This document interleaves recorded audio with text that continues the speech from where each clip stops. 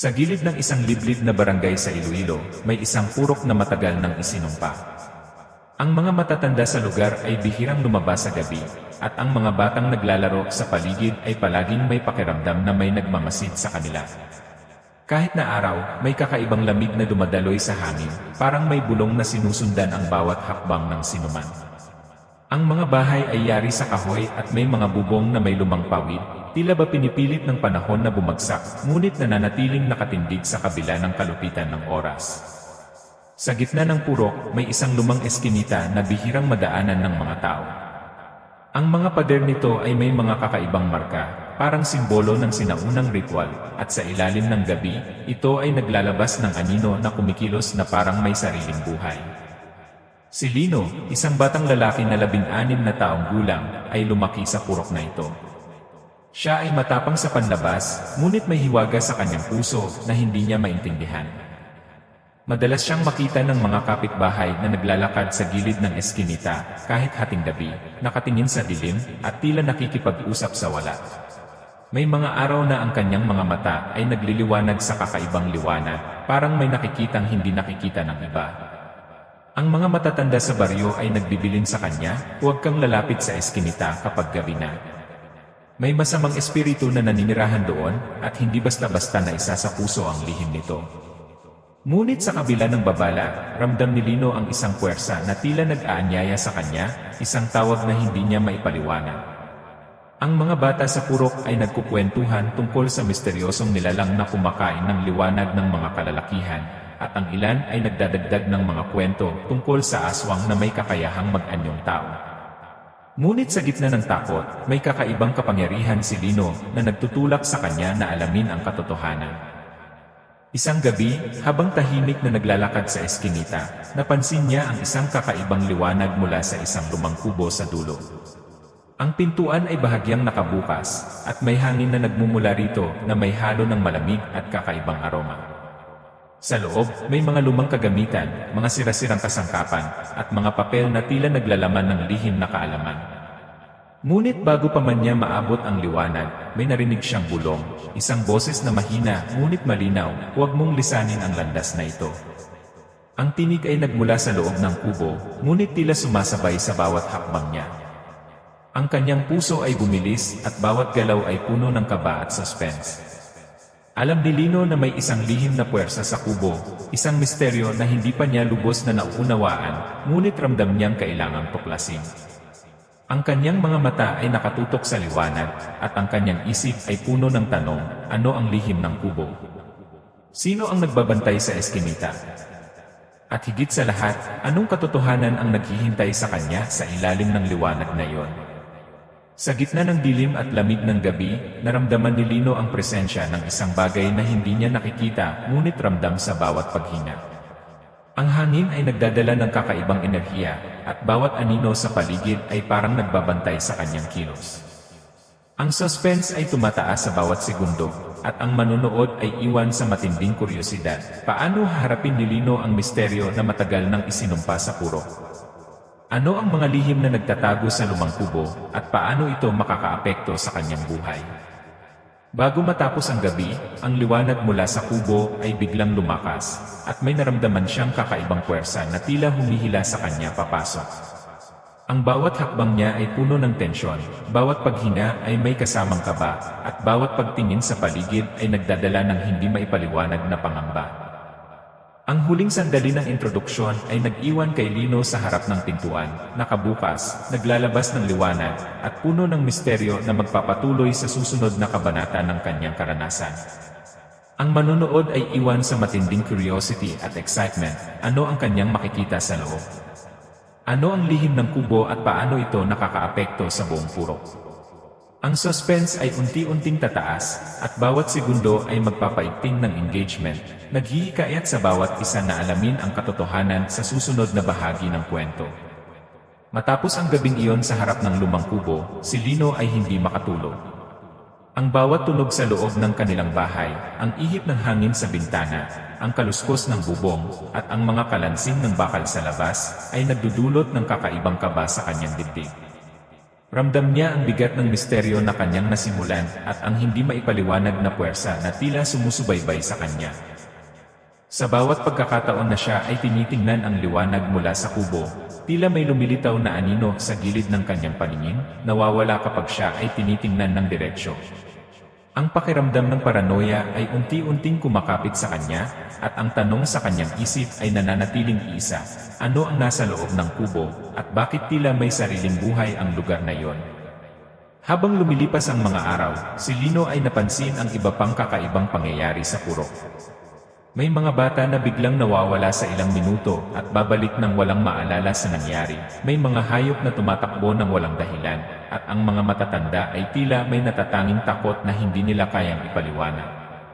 Nakakakita rin siya ng mga anino na naglalaro sa gilid ng mga bakuran, at sa ilang pagkakataon, naririnig niya ang mga bulong sa hangin, mahina ngunit malinaw, mga pangalan, mga babala, o mga pangako.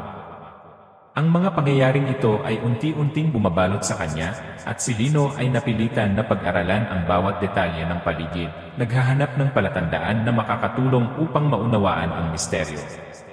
Mula sa kanyang pakikipag-usap sa ilang matatanda sa purok, nalaman ni Lino na ang lugar na iyon ay may lumang kasaysayan. Ayon sa kwento, may mga henerasyon ng mga pamilya sa purok na nasangkot sa kakaibang ritual na may kaugnayan sa mga aswang. May mga tala ng hindi maipaliwanag na pagkawala ng mga bata at mga kabataan na biglang nagbago ang ugali. Ang ilan ay nagkaroon ng kakaibang kapangyarihan, habang ang iba ay tila nawawala sa mundo ng tao. Ang mga nakalipas na pangyayari ay nagdulot ng takot sa bawat pamilya, at unti-unting napagdesisyonan ng komunidad na huwag na lamang pansinin ang mga kakaibang senyales. Ngunit si Lino, sa kabataan at kuryosidad, ay nakaramdam na ang kasaysayang ito ay may direktang koneksyon sa lumang kubo at sa glow ng batang babae na nakita niya. Isang gabi, habang naglalakad siya papunta sa kubo, may naramdaman siyang malamig na simoy ng hangin sa likod niya. Ang kanyang balat ay namutla, at ang mga dahon sa paligid ay gumagalaw ng parang may nakikitang hindi niya nakikita.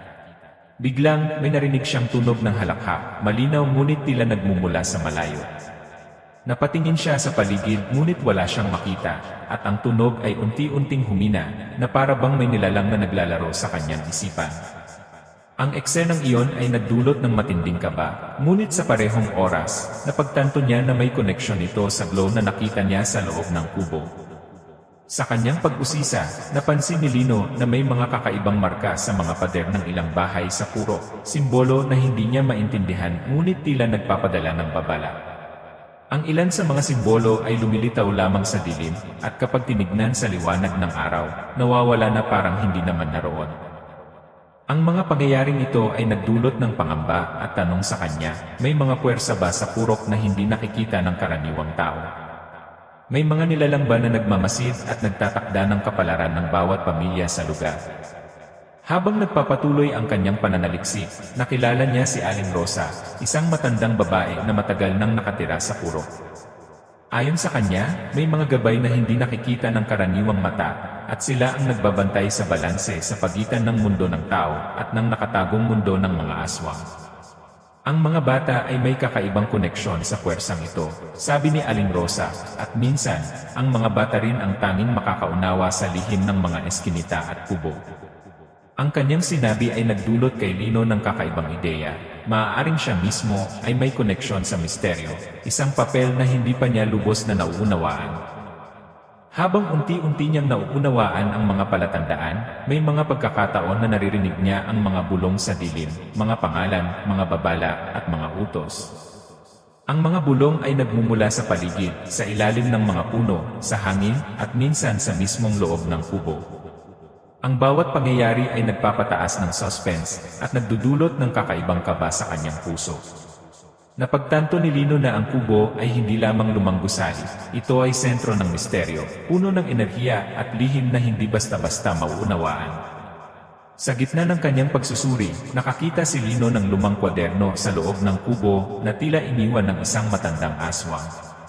Ang bawat pahina ay puno ng simbolo at diagram na hindi niya maintindihan, ngunit ramdam niya ang kakaibang puwersa sa bawat salita at linya. Ang kwaderno ay parang naglalaman ng lihim ng kapangyarihan at misteryo ng puro, isang kaalaman na maaaring magbigay ng kaligtasan o panganib. Ang karanasang ito ay nagdulot ng higit na tanong sa kanyang isip. Ano ang koneksyon ng lumang kwaderno sa glow ng batang babae? Ano ang layunin ng mga simbolo sa pader? At higit sa lahat, anong kapalaran ang naghihintay sa kanya kung siya ay magpapatuloy sa pag-usisa? Sa bawat gabi, naramdaman ni Lino ang presensya ng kakaibang puwersa sa paligid ng kubo at sa buong purok. Ang hangin ay tila may buhay, ang mga anino ay kumikilos sa sariling paraan, at ang mga tunog ay naglalaman ng mga mensahe na hindi maipaliwanag. Ang suspense ay tumataas sa bawat galaw, at ang kaba ay hindi na lamang sa dilim kundi sa bawat paghinga at bawat hakbang. Ang misteryo ay unti-unting lumalawak, at ang manonood ay naiwan sa matinding kuryosidad. Ano ang susunod na mangyayari, at paano haharapin ni Lino ang kakaibang puwersang ito? Ngunit sa kabila ng lahat ng kakaibang pangyayari, si Lino ay nagkaroon ng determinasyon.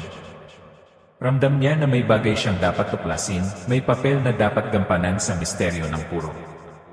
Ang glow ng batang babae ay hindi lamang paalala ng panganib, kundi gabay na nagbibigay ng direksyon. Sa huling sandali ng kabanatang ito, habang nakatayo siya sa gitna ng kubo, ang mga anino ay tila naglakad papalapit, at ang hangin ay nagdala ng bulong. Ang tunay na lihim ay magsisimula lamang ngayon. Ang mga manonood ay iwan sa mataas na suspense. Ano ang tunay na lihim ng kubo? Ano ang koneksyon ng glow sa mga simbolo at kwaderno? At higit sa lahat, makakahanap kaya si Lino ng katotohanan sa kabila ng panganib? Ang kabanatang ito ay naghahanda sa kanila para sa mas malalim at mas nakakakilabot na karanasan sa susunod na yugto ng kwento. Habang lumalalim ang gabi sa purok, ramdam ni Lino ang bigat ng misteryo na unti-unting bumabalot sa kanyang buhay. Hindi na lamang ang lumang kubo ang nagiging sentro ng kanyang kaba, pati ang buong paligid ay nagiging kaalyado ng isang puwersang hindi niya lubos na nauunawaan. Sa bawat hakbang niya, parang may mga mata na sumusubaybay, hindi lamang mula sa mga puno o anino ng bahay, kundi sa mismong hangin at dilim. Ang mga alon ng lamig ay dumadaloy sa kanyang balat, at sa bawat ihip ng hangin, may bulong na sumasabay sa kanyang pangalan. Kahit sa araw, may mga kakaibang pakiramdam siya, parang may mga matang nagmamasid sa kanya sa gilid ng kanyang paningin, nawawala tuwing titingin siya ng diretsyo. Ang kanyang mga kapitbahay, na noon ay tahimik at maingat sa kanilang kilos, ay nagsimulang magbago rin. May mga pagkakataon na may nakikitang anino sa kanilang mga bakuran, o may maririnig na kakaibang tunog mula sa loob ng kanilang mga bahay, ngunit kapag sila'y lumapit, wala nang anuman. Ang takot ay kumalat sa buong purok, at ang mga nakaraang kwento ng pagkawala ng bata, ay muling bumuhay sa isipan ng mga matatanda. Ang pangalawang konflikto ay lumitaw nang ang isa sa mga batang kaibigan ni Lino, si Maya, 14 na taong gulang, babae, maitim na buhok at matalim ang mata, ay biglang nagkulay at nagiging tahimik sa araw. Ngunit sa gabi ay naglalakad patungo sa kubo, hindi na alam ni Lino kung ito'y sarili niyang kaibigan o isang instrumento ng misteryo. Sa loob ng kubo, bawat pagpasok ni Lino ay tila lumalalim ang kanyang pakiramdam ng panganib. Ang lumang kwaderno ay naglalabas ng kakaibang enerhiya sa kanyang kamay, parang may tinig na nag-uudyok sa kanya na sundan ang mga simbolo, ngunit may kasamang babala, bawat hakbang ay may kapalit na hindi pa niya alam.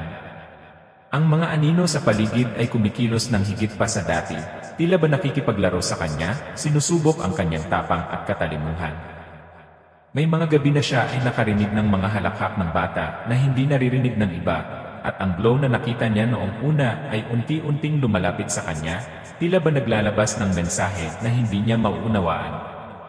Samantala, ang kanyang pamilya ay nagsimulang mapansin ang pagbabago kay Lino. Ang kanyang ina ay naging palaging nag-aalala, na hindi lamang dahil sa kanyang pagiging palabiro o kuryoso, kundi dahil ramdam niya ang kakaibang bigat na bumabalot sa kanilang tahanan. May mga pagkakataon na naririnig ng ina ang bulong sa dilim at nakakakita ng mga anino sa paligid ng bahay. Ang suplot ng pamilya ay nagdulot ng dagdag na tensyon. Si Lino ay hindi lamang nakikipaglaban sa misteryo ng kubo at purok, kundi sa pangamba ng kanyang pamilya at sa pag-aalala na baka siya ay madamay sa panganib na hindi pa niya lubos na nauunawaan. Isang gabi, habang nag-iisa sa kubo, nakaramdam si Lino ng kakaibang puwersa na humihila sa kanya sa pinakamalalim na bahagi ng gusali. Ang liwanag mula sa kwaderno ay nag-ilaw sa paligid, nagpapakita ng mga lumang marka sa sahig na dati niyang hindi napansin. Ang mga anino ay tila nagkakaisa, bumabalot sa kanya at nagdudulot ng kakaibang pagkatakot. Sa kabila ng kaba, naramdaman niya ang kakaibang atraksyon, isang pakiramdam na kung susundin niya, malalaman niya ang mga lihim, ngunit maaaring magdulot ng panganib na hindi niya alam kung paano haharapin. Ang suplot ay lalong lumalim nang makakita siya ng mga lumang litrato sa loob ng kubo, mga larawan ng mga bata na kahawig ni Maya at iba pang nakaraang henerasyon sa purok, ngunit may kakaibang anyo. Ang kanilang mga mata ay tila nagliliwanag sa dilim at may kakaibang pagkakaayos ng katawan. Ang bawat larawan ay nagdudulot ng halong takot at hiwaga sa kanya. Napagtanto ni Lino na ang misteryo ay mas malalim kaysa sa kanyang inaasahan. May kaugnayan ito sa nakaraan, sa bawat pamilya sa purok, at sa isang puwersang matagal nang nagbabantay sa lugar. Sa mga sumunod na gabi, ang glow ni Maya ay mas lumalakas, at may mga pagkakataon na siya ay biglang nawawala sa kanilang bahay. Ang kanyang pagkawala ay nagdudulot ng matinding pangamba kay Lino at sa kanyang pamilya. Ang kanyang pagmamadali at desperasyon ay nagdulot ng tensyon, kung paano niya siya mahahanap ng ligtas, at kung ano ang mga panganib na nagtatago sa madilim na bahagi ng purok. Ang suspense ay unti-unting tumataas, at ang audience ay naiwan sa matinding curiosity. Ano ang kinalaman ni Maya sa misteryo? Bakit siya naiba sa iba pang bata? Ang bawat galaw ni Lino ay puno ng kaba at tensyon. Ang mga simbolo sa pader ay nagiging mas malinaw sa kanyang pananaw, ngunit sa bawat paglapit niya, may kakaibang enerhiya na naglalabas ng malamig na simoy sa kanyang bala. Ang hangin ay nagdadala ng mga bulong, mga pangalan, at mga babala. Ang kanyang isip ay puno ng tanong, at bawat sagot ay tila nagbubukas ng mas maraming misteryo. Ang suspense ay dumarami, at ang takot ay hindi na lamang pisikal, kundi espiritual at emosyonal, isang kabuang pagsubok sa tapang at determinasyon ng pangunahing tauhan. Sa isang partikular na gabi, habang sinusubukan ni Lino na unawain ang mga simbolo sa kwaderno, may naramdaman siyang presensya sa likod niya. Ang mga anino ay hindi lamang umiikot, kundi parang may mga matang nagmamasid sa bawat kilos niya. Ang glow ng kwaderno ay nag-ilaw sa kanyang mukha, at sa liwanag na yon, napansin niya ang isang silweta, parang bata, ngunit may kakaibang anyo, nakatayo sa isang sulok ng kubo. Ang kanyang puso ay bumilis, at ang bawat galaw niya ay puno ng kaba. Ang misteryo ay unti-unting lumalapit sa rurok, at ang bawat eksena ay nagpapalawak ng takot na higit pa sa simpleng kwento ng kubo. Ang suplot ng kanyang pamilya at ni Maya ay nagbibigay ng karagdagang dimensyon sa takot. Hindi lamang ito tungkol sa kung ano ang nasa loob ng kubo, kundi kung paano maapektuhan ng misteryo ang bawat isa sa kanilang buhay. Ang kanilang pag-aalala, pag-ibig, at kaba ay nagdudulot ng realism sa kwento, at ang audience ay mas nagiging invested sa bawat kilos at desisyon ni Lino. Ang suspense ay patuloy na tumataas, at ang narrative ay hinahanda ang manonood para sa mas nakakatakot at mas nakakapanindig balahibong kabanata sa susunod na yugto. Sa huling sandali ng kabanatang ito, si Lino ay nakatayo sa gitna ng kubo, hawak ang lumang kwaderno, at nakatingin sa glow ni Maya sa sulok. Ang bawat anino ay umiikot sa paligid niya, at ang hangin ay may kakaibang bulong. Ang kaba ay umaabot sa sukdulan, at ang manonood ay naiwan sa matinding curiosity. Ano ang mangyayari sa kanila? Paano haharapin ni Lino ang lumalalang misteryo? At higit sa lahat, ano ang tunay na koneksyon ni Maya sa aswang at sa misteryo ng purok? Ang dilim sa buong purok ay tila nagiging mas mabigat sa bawat gabi, at si Lino ay ramdam na ramdam ang kakaibang presensya na unti-unting pumapalibot sa kanya. Kahit pa siya ay nakatakas sa loob ng kubo, ang anino ay sumusunod sa bawat hakbang niya sa labas. Ang mga bakuran ng kapitbahay ay tila may sariling buhay, ang mga damo ay gumagalaw ng hindi naapektuhan ng hangin, at may mga halakhak o iyak na naririnig mula sa malayo, ngunit kapag lumapit siya, naglalaho ang tunog. Ang bawat tunog, bawat ihip ng hangin, ay nagiging babala, parang may nagbabantay sa bawat galaw niya at tinitiyak na walang ligtas na lugar. Habang naglalakad siya sa madilim na daan pauwi, napansin niyang may kakaibang marka sa lupa, parang yapak na hindi mula sa tao o hayop na sumusunod sa kanya sa bawat paglingon. Ang puso niya ay bumibilis at ang bawat tibok ay parang nakakasabay sa ritmo ng mga bulong sa hangin. Ang pakiramdam ng kawalan ng kaligtasan ay unti-unting bumabalot sa kanya. Kahit sa ilaw ng poste, ang anino ay nagiging mas matindi, parang lumalabas mula sa mga sulok at dingding, hindi na lamang nakikita, kundi ramdam sa balat. Sa loob ng bahay, hindi rin ligtas ang kanyang pamilya. Ang kanyang ina, na dati tahimik lang sa kanyang pag-aalala, ay nagsimulang maramdaman ang presensya na sumusunod sa kanila. May mga gabi na ang kanilang mga pinto ay kusang bumubukas, mga bintana ay kumakalampag, at mga kagamitan ay nagliliparan ng hindi maipaliwanag. Ang suplot ng pamilya ay nagiging mas matindi. Ang takot ay hindi lamang sa panlabas na puwersa, kundi sa mismong paligid na tila sumasabay sa mga pangyayari. Ang audience ay naiwan sa matinding kaba. Paano malalampasan ng pamilya ang nakakahindik na sitwasyon na unti-unting kumakain sa kanilang kapanatagan? Si Lino ay napilitang bumalik sa kubo, dala ang lumang kwaderno at isang maliit na ilaw. Ang bawat hakbang patungo sa kubo ay puno ng kaba. Ang paligid ay nagbago, ang mga puno ay parang lumalapit sa kanya, ang lupa ay tila gumagalaw at humihila sa kanya sa mas malalim na bahagi. Ang hangin ay may kakaibang lamig at may mga bulong na tila nagmumula mismo sa kanyang isipan, mga pangalan, mga babala, mga utos. Ang bawat galaw niya ay sinusubaybayan, at ang audience ay naiwan sa matinding curiosity kung paano niya haharapin ang lumalalang paranormal na presensya. Sa loob ng kubo, ang glow ni Maya ay lumalakas. Ang kanyang mukha ay hindi na ganap na tao, may halong kakaibang liwanag at dilim na bumabalot sa kanya. Ang kanyang mata ay nagliliwanag sa dilim, at ang bawat kilos niya ay may kakaibang aura. Ang pangunahing tauhan ay ramdam ang isang malakas na puwersa na nag-ugnay sa kanya kay Maya, parang may mensahe na nais iparating, ngunit hindi niya maintindihan. Ang suspense ay hindi na lamang tungkol sa kung ano ang mangyayari, kundi kung paano niya matutuklasan ang lihim na bumabalot sa batang ito at sa misteryo ng kubo. Habang sinusuri ni Lino ang paligid, may naramdaman siyang kakaibang pagbabago sa temperatura. Ang bawat silid ay may sariling enerhiya, ang ilan ay malamig at puno ng kaba, habang ang iba ay tila nagbabantay sa kanya. Ang mga anino ay lumalapit sa kanya ng sabay-sabay, at ang bawat tunog ay tila may buhay, mga hakbang, mga bulong, at kakaibang halakhak na hindi mula sa tao. Ang kanyang isip ay puno ng tanong, ano ang tunay na nangyayari sa purok na ito? Paano naugnay si Maya sa misteryo ng kubo? At higit sa lahat, sino o ano ang nagbabantay sa bawat galaw niya sa dilim? Sa labas ng kubo, ang paligid ay unti-unting nagiging kaaway. Ang mga bakuran ng kapitbahay ay parang may sariling kamalayan, ang mga punong kahoy ay lumalapit sa kanya, ang mga bakod ay naglalakad sa kanyang paningin, at ang mga tunog mula sa madilim na sulok ay lumalakas ng sabay-sabay. Ang tensyon ay tumataas, at ang bawat sandali ay nagiging mas mapanganib.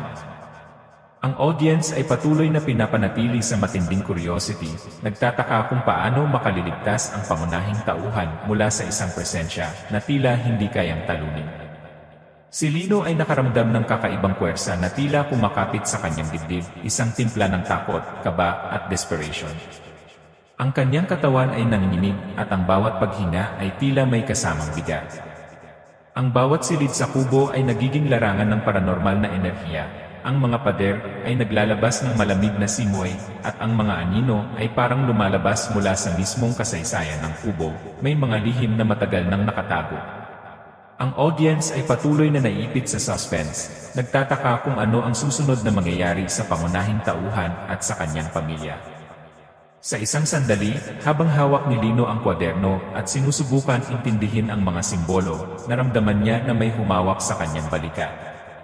Nang lumingon siya, wala ng tao, ngunit may kakaibang anino na naglalaro sa paligid. Ang bawat paggalaw ng anino ay nagdudulot ng kaba, at ang mga bulong ay nagiging mas malinaw, mga pangalan, mga utos, at mga pahiwatig na tila nagbibigay ng clue, ngunit may halong panganib. Ang suspense ay tumataas, at ang audience ay naiwan sa matinding curiosity. Ano ang tunay na niloloob ng lumang kwaderno? Ano ang koneksyon ni Maya sa misteryo? At higit sa lahat, paano haharapin ni Lino ang mas lumalalang sitwasyon sa rurok ng suspense na ito? Ang suplot ng pamilya ay patuloy ding lumalalim. Ang kanyang ina ay nakakaramdam ng kakaibang presensya sa bawat silid, at ang bawat galaw ng anak ay sinusubaybayan ng malamig na hangin at anino. Ang tensyon ay lumalapit sa sukdulan, bawat hakbang, bawat bulong, bawat silweta ay nagdadala ng mas maraming tanong at mas kaunting sagot. Ang audience ay naiwan sa matinding anticipation at curiosity, handa sa susunod na kabanata na magdadala ng hindi inaasahang twist o paglala ng horror. Sa huling sandali ng kabanatang ito, si Lino ay nakatayo sa gitna ng kubo, nakatingin kay Maya sa sulok. Ang mga anino ay umiikot sa paligid niya, ang hangin ay may kakaibang bulong, at ang glow mula kay Maya ay naglalabas ng kakaibang enerhiya. Ang bawat eksena ay nagpapalakas ng suspense at nagpapataas ng tension. Ang audience ay naiwan sa matinding kaba at curiosity, ano ang mangyayari sa kanila. Paano haharapin ni Lino ang presensya na tila wala ng takbuhan? At higit sa lahat, ano ang tunay na lihim ng kubo at ni Maya na magpapabago sa lahat ng kanilang alam? Ang bawat hakbang ni Lino sa madilim na kubo ay puno ng pangamba, ngunit sa pagkakataong iyon, ang takot ay tila na doble. Sa isang silid, natagpuan niya ang isang lumang kahon na may nakaukit na kakaibang simbolo. Nang buksan niya ito, lumabas ang isang maliit na nilalang, hindi tao, hindi hayop na parang halo ng anak at aswang. Ang maliit na nilalang ay tumingin sa kanya, gamit ang matang malalim at puno ng kirot, at sa kanyang puso, ramdam niya ang kakaibang koneksyon. Hindi niya ito kayang ipaliwanag, ngunit ang pakiramdam ay parang ang nilalang na ito ay hindi lamang basta presensya, ito ay may kwento, may lihim, at higit sa lahat, may panganib. Sa kalagitnaan ng silid, bumukas ang pinto ng walang hawak at lumabas ang mga anino mula sa dilim, kumikilos ng sabay-sabay na parang may sariling kalooban. Ang hangin ay napakalamig at ang mga bulong ay naging mas malinaw, mga pangalan, utos, at pahiwatig ng kasaysayan ng kubo at ng nilalang na hawak niya.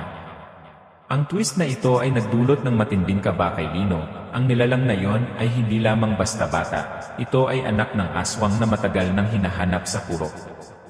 Ang audience ay naiwan sa matinding curiosity at kaba. Ano ang magiging kilos ni Lino sa ganitong sitwasyon? At paano niya haharapin ang halimaw na may hitsura ng inosenteng bata? Habang hawak niya ang nilalang, natuklasan ni Lino ang isang lumang sulat na nakatago sa ilalim ng kahon. Ang sulat ay isinulat ng kanyang sariling ama, na matagal nang namatay sa misteryosong paraan, at naglalaman ng babala, ang bata ay hindi tulad ng ibang bata. Huwag mong subukang alisin siya mula sa kubo. Kung gagawin mo, ikaw ay mawawalan ng kaligtasan. Ang revelasyong ito ay nagdulot ng matinding shock kay Lino. Ang kanyang ama, na matagal niyang inalala bilang tagapangalaga, ay tila may koneksyon sa dilim na bumabalot sa buong purok. Ang audience ay naiwan sa tanong, ano ang ibig sabihin ng babala?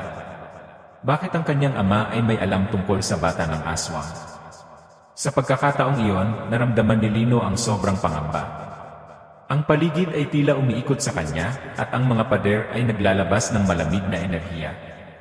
Ang nilalang sa kanyang mga bisig ay umiyak ng malakas, ngunit may kakaibang tono sa pag-iyak nito, isang timpla ng tao at halimaw. Ang kanyang puso ay tumitibok ng mabilis, at ang bawat hakbang ay tila may kasamang panganib.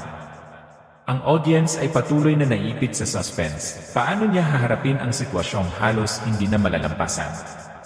Sa labas ng kubo, naramdaman ni Lino ang presensya ng ibang tao, ngunit hindi siya sigurado kung sila ay buhay o hindi.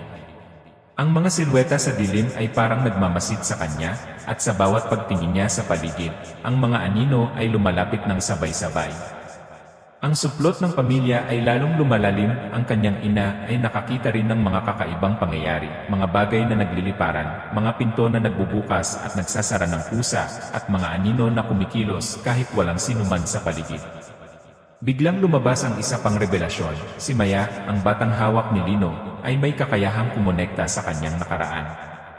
Ang glow sa kanyang paligid ay hindi lamang kakaibang liwanag. Ito ay senyales ng isang sinaunang kapangyarihan na may koneksyon sa pamilya ni Lino. Ang twist na ito ay nagdulot ng higit pang takot. Hindi lamang siya nakaharap sa panganib mula sa panlabas, kundi sa misteryosong kapangyarihan ng bata. Ang audience ay naiwan sa tanong, paano niya haharapin ang batang may kakayahang magdulot ng panganib at kaalaman na hindi niya lubos na nauunawaan? Ang suspense ay lumalaki habang naririnig niya ang mga bulong mula sa bata na tila nagsasabi ng mga lihim na hindi niya kayang unawain. Ang bawat salita ay may halong babala at pangako. Ang hangin sa silid ay nagiging mas mabigat at ang mga pader ay parang nabubuhay, naglalabas ng mga senyales ng nakaraan. Ang audience ay patuloy na naintriga at kinakabahan. Ano ang kahinatnan ng misteryosong kapangyarihan ng bata? Sa puntong ito, ramdam ni Lino na siya ay halos walang magagawa. Ang mga anino at presensya ay tila nakasakay sa bawat galaw niya at ang kanyang bawat hakbang ay sinusubaybayan. Ang kwento ay nagpapakita ng kabuuang kawalan ng kontrol. Ang pangunahing tauhan ay nakulong sa sitwasyon. Ang nilalang ay may sariling agenda at ang nakaraan ng pamilya ay nagbabalik upang humarap sa kanya sa pinakamadilim na paraan. Ang audience ay naiwan sa matinding kaba. Ano ang gagawin mo kung ikaw ang nasa ganitong sitwasyon? At sa tingin mo ba makakaligtas ang pangunahing tauhan? Sa dulo ng kabanatang ito, lumabas ang isang hindi inaasahang revelasyon. Ang maliit na bata na si Maya ay naglalaman ng alaala at kaalaman na hindi lamang para sa kanya, kundi para sa lahat ng nakapaligid sa kubo. Ang kanyang presensya ay nagbibigay ng clue sa misteryo, ngunit sa parehong pagkakataon, nagdudulot ito ng mas malaking panganib. Ang audience ay naiwan sa matinding curiosity at kaba, handa sa susunod na kabanata na magdadala sa kanila sa ruok ng suspense at posibleng labis na panganib. Ang dilim sa kubo ay tila sumisiksik sa bawat sulok, at ang malamig na hangin ay nagdadala ng kakaibang tunog, mga bulong, yabag, at mga sigaw na hindi maipaliwanag. Hawak ni Lino si Maya, ang batang may kakayahang magdala ng misteryo at panganib, habang nakatingin siya sa paligid, pilit hinahanap ang pinagmumulan ng presensya na matagal nang nagpapahirap sa kanya. Ang mga anino sa paligid ay nagiging mas malinaw, unti-unting lumilitaw ang mga konturang kahawig ng tao at halimaw sa isang katauhan. Sa bawat paghinga, ramdam niya ang bigat ng sitwasyon. Ang bawat galaw ay maaaring magdala ng kamatayan. Ang bawat hakbang ay maaaring magpasiklab ng hindi inaasahang panganib. Biglang bumagsak ang lumang post sa kanyang harapan, na nagpaalala sa kanya kung gaano kabaliw ang kapaligiran. Ngunit sa halip na umatras, nagdesisyon siyang sumugod sa dilim. Ang determinasyon niya ay kitang-kita, hindi siya magpapatalo sa takot, kahit na ang bawat bahagi ng kanyang katawan ay nagsasabi na tumakbo. Ang paghawak niya kay Maya ay mas mahigpit, ramdam niya ang init ng bata, ang tibok ng puso nito, at sa parehong pagkakataon, naramdaman niya rin ang kakaibang enerhiya na nagmumula sa bata. Ang energy na yon ay parang gabay, ngunit maaaring rin na humantong sa kanila sa panganib. Habang naglalakad sa pasilyo ng kubo, napansin niya ang mga lumang larawan sa pader, mga larawan ng kanyang pamilya, ng mga tao sa purok, at ng ilang nilalang na hindi niya dapat makita. Ang ilan sa mga mukha ay nagbago, lumitaw ang mga mata na may kakaibang liwanag, parang may sariling buhay ang mga larawan. Dito niya naisip na ang misteryo ay mas malalim kaysa sa inakala niya. Ang mga taong nasa kanyang paligid, pati na ang kanyang pamilya, ay may koneksyon sa mga supernatural na pangyayari. Ang audience ay naiipit sa tanong, paano niya haharapin ang katotohanan ito habang hawak ang batang may kapangyarihan at kaalaman na hindi niya nauunawaan. Lumapit siya sa lumang pintuan na parang nag-aanyaya sa kanya sa loob. Bago niya ito buksan, naramdaman niya ang malamig na hangin na dumampi sa kanyang leeg, at narinig niya ang boses ng kanyang ama na nagbabalik mula sa nakaraan, bumubulong, "Lino, huwag kang lalapit." Ngunit ang takot at determinasyon ay nagtagumpay. Binuksan niya ang pinto at natagpuan ang isang silid na puno ng lumang gamit, alikabok, at isang malaking anino na tila nagbabantay sa kanila. Ang anino ay biglaang lumitaw sa liwanag, at sa loob ng ilang segundo, nakita niya ang anyo. Isang matandang aswang na may mga mata na kumikislap sa dilim, ang katawan ay halo ng tao at hayop at naglalabas ng isang nakakatakot na aura. Si Lino ay tumakbo, ngunit ang aswang ay mabilis, parang alam nito ang bawat galaw niya. Ngunit sa gitna ng takot, ginamit ni Lino ang natutunan niya sa nakalipas na mga araw, ang koneksyon kay Maya. Hinawakan niya ang kamay ng bata at pinokus ang kanyang lakas. Ang liwanag mula kay Maya ay lumakas, nagmistulang isang proteksyon at sandata sa parehong pagkakataon. Ang aswang ay umatras, tila nagugulat sa biglaang enerhiya na nagmumula sa bata. Dito, naramdaman ni Lino ang tunay na kapangyarihan ng tiwala, koneksyon, at tapang. Ang bawat galaw ay may direksyon, at ang bawat kilos ay may kahulugan. Ngunit sa gitna ng labanan, may nangyari. Ang aswang ay naglabas ng isang malakas na sigaw, at ang buong kubo ay nagyani. Ang mga pader ay nagkalagot, at ang mga anino sa paligid ay tila nag-uunahan sa kanilang sarili upang takasan ang liwanag. Maya ay naglabas ng isang malakas na enerhiya, at sa isang iglap, naglaho ang aswang sa gitna ng dilim, na naiwan lamang ang kanyang nakakikilabot na halakhak sa ere. Ang audience ay naramdaman ang intense na climax, tagumpay ni Lino, ngunit may bakas pa rin ng panganib sa paligid. Ngunit hindi pa rito nagtatapos. Habang humihina si Lino, nakaramdam siya ng kakaibang presensya mula sa likod. Nang lumingon siya, nakita niya ang mukha ng kanyang ama sa dilim, hindi lamang alaala, kundi parang totoong espiritu na nagmamasid sa kanya. Ang twist na ito ay nakapukaw ng matinding emosyon. Ang kanyang ama, na matagal niyang iniwan sa alaala, ay nagbigay ng babala at gabay, ngunit may kasamang misteryo pa rin. Ang audience ay naiwan sa matinding curiosity. Ano ang koneksyon ng ama sa aswang, at bakit sa huli, siya ay naging gabay at hindi hadlang sa nangyari? Habang lumalakas ang hangin at unti-unting humina ang liwanag mula kay Maya, naramdaman ni Lino ang isang kakaibang kapanatagan. Ang kubo ay tahimik, ngunit ang bakas ng nakaraan at kapangyarihan ay naroroon pa rin. Alam niya na nanalo siya sa laban, ngunit ang misteryo ng aswang at ng bata ay nanatiling buhay. Ang audience ay naiwan sa tindi ng suspense at intensity ng climax, sabay na nagbibigay ng emotional release at anticipation sa susunod na kabanata. Sa pagtatapos, si Lino at Maya ay naglalakad palabas ng kubo. Ang liwanag ng buwan ay sumasalamin sa kanilang mga mukha, ngunit sa gilid ng dilim, may maliit na anino na sumusunod sa kanila.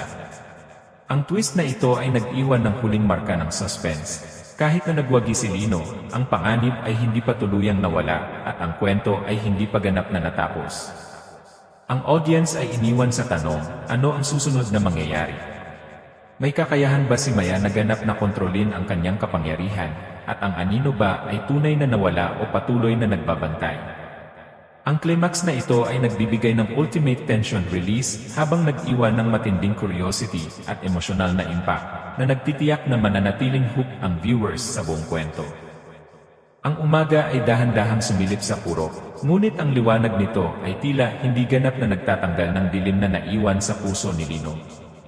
Kahit na natalo nila ang aswang at nagtagumpay sa kanilang pakikipaglaban, ramdam niya ang bigat ng mga araw na lumipas, ang takot, ang pangamba, at ang kabalisahan na hindi niya matanggal sa isip. Ang bawat hakbang niya sa kalsada, kahit na pinaliguan ng liwanag ng araw, ay puno pa rin ng alaala ng kabuluhan at panganib. Maya ay tahimik sa kanyang tabi, hawak ang kamay ni Lino, ngunit ang liwanag na nagmumula sa kanya ay tila may halong pag-aalala, parang alam niya na hindi pa rin tapos ang misteryo. Lumapit sila sa bahay na naging pansamantalang kanlungan nila matapos ang gabi ng labanan. Ang mga kapitbahay ay nagtitipon-tipon, halatang may takot at pagkabahala sa mukha.